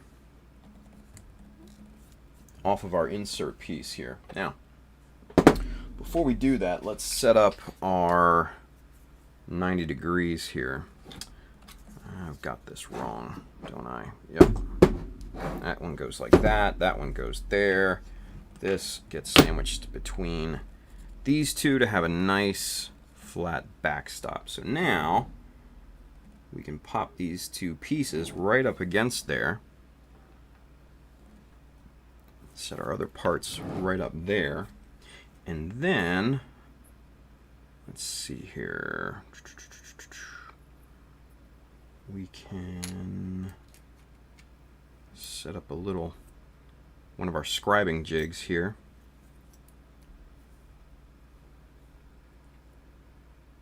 That becomes essentially a little 90-degree hold right there for both of these parts. Now, as it looks, we're going to need to take a little bit off of that big part there. So what we're going to do is we're going to eyeball this to right about there. And let's look at this again.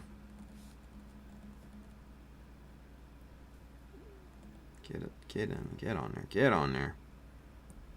All right, see, that's good right there. Those two parts, see how that inner part is slightly below that other one? We're gonna sandwich another one of these layers on top of that, and that's just gonna look really, really quite nice. All right, so before we can do that though, let's get one more piece of our 1mm cut so that I have that for later so I can duplicate this thing, right? Let's see.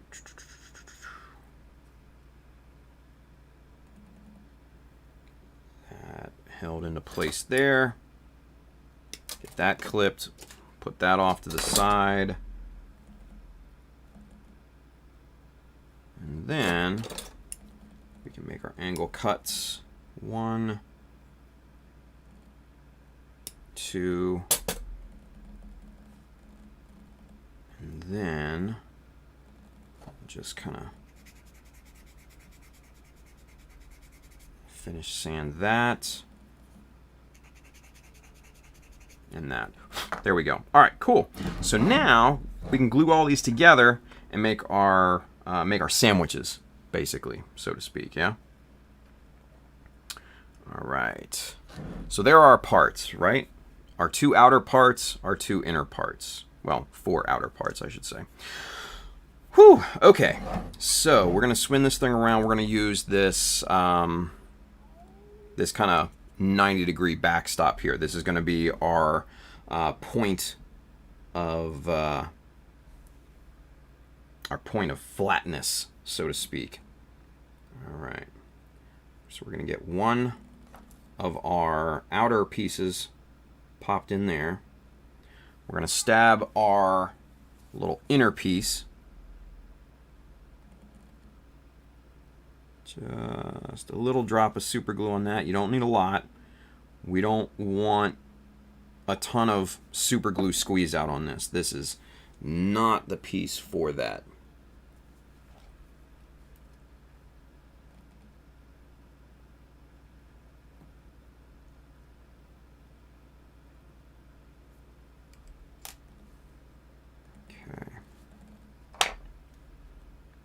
Looks pretty good. Definitely flat on the back side there.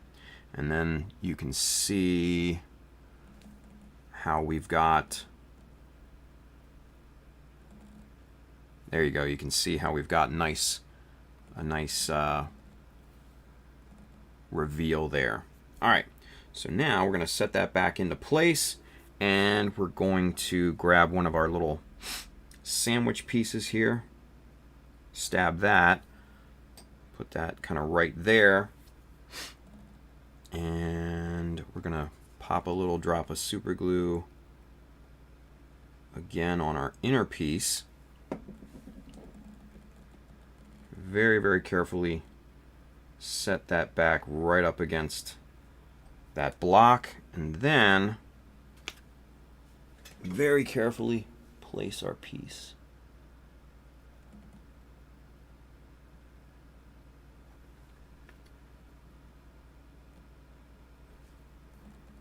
Okay.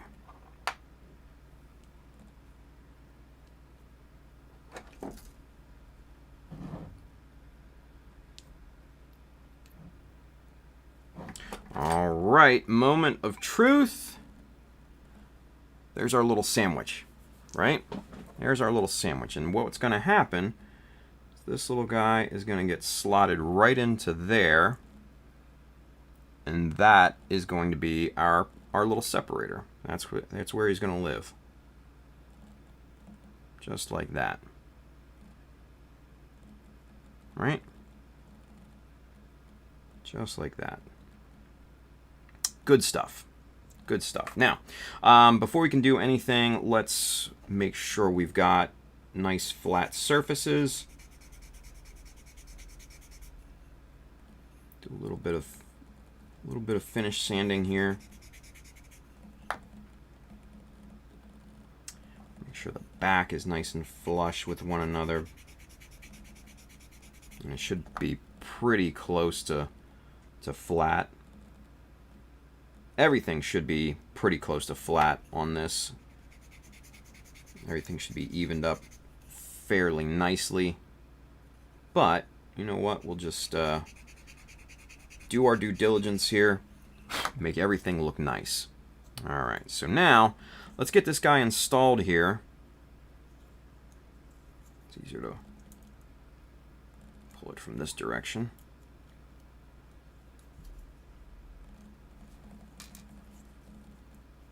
These two pieces are just going to slide off anyways while I'm doing this. All right.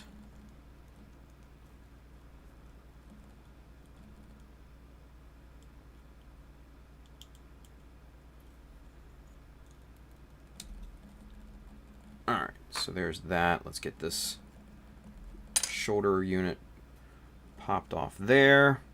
Get that over there. 502, perfect. All right. So, what we're going to do next is to install this piece. Okay? Tweezers, tweezers, tweezers. Those are not the tweezers I'm looking for.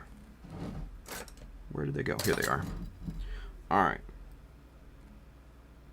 So, we'll grab this piece ever so gently, and we're going to apply glue to the back side of this piece here. All right, so moment of truth. Here we go.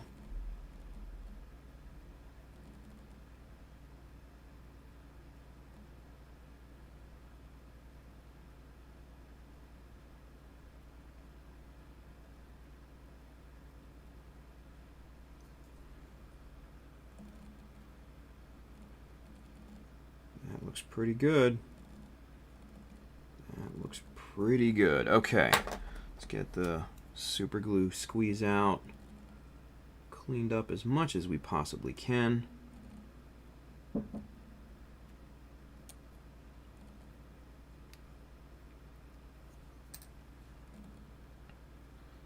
Press that into place just to make sure. Whew.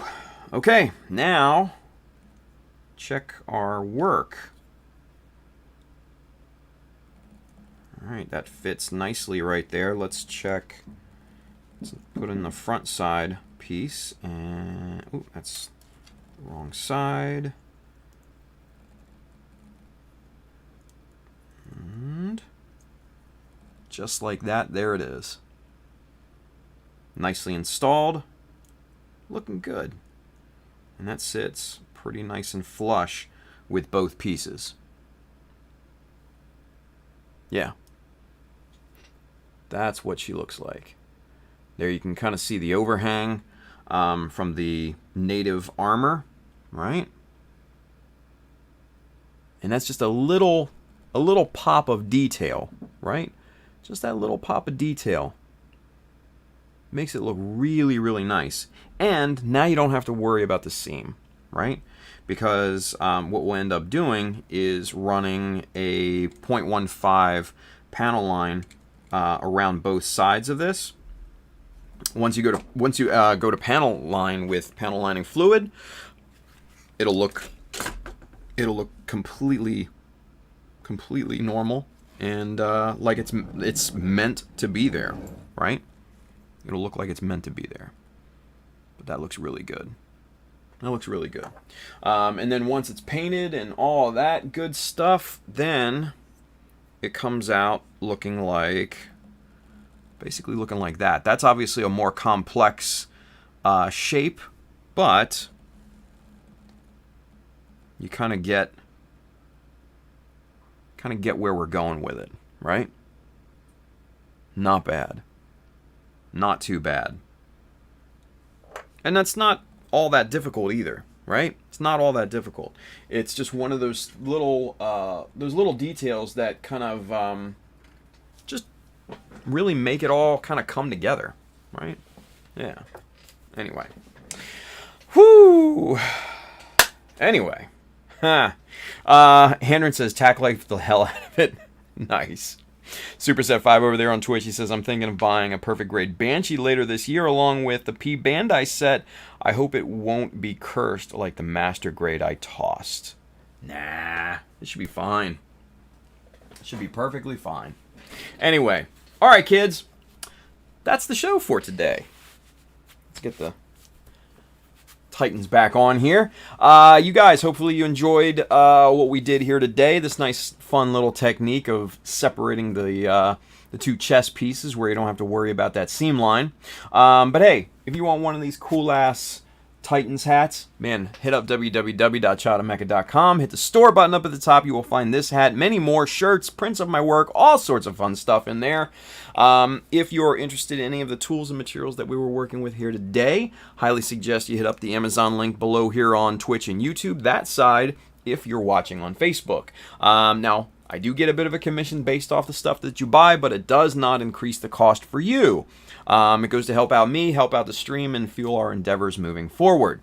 If you're in the market for kits, paints, tools, accessories, Mecha Decals, sheets 1 and 2, those are both in stock and shipping now, right down here from our good friends at USA Gundam Store. Adam and the fine crew down there will definitely have what you need. And then, as always, if you like what we do here, if you like the stuff that I show you and the builds and all of that, man, consider liking, subscribing, and following on all the social media channels and everything like that. And then, you know, give us a thumbs up here on YouTube and all that good stuff. And then also, if you know somebody, an individual or a group that could benefit from what we do here, man, share it with them.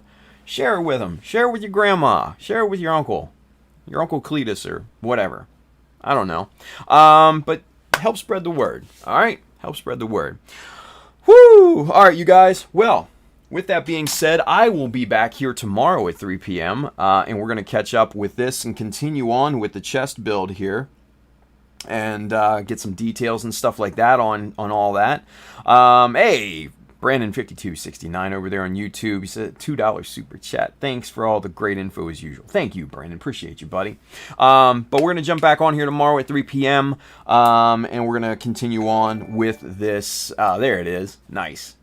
We're going to continue on with this SD high-grade build. And then tomorrow night we're going to jump back on to the GBWC build and continue working on the remixed beam rifle, right? So that should be a lot of fun. Anyway, guys, have a wonderful rest of your day. I hope you be safe out there. Use common sense. Wash your hands. Most importantly, build something cool. All right. I will see you guys tomorrow. Take care, everybody. Bye.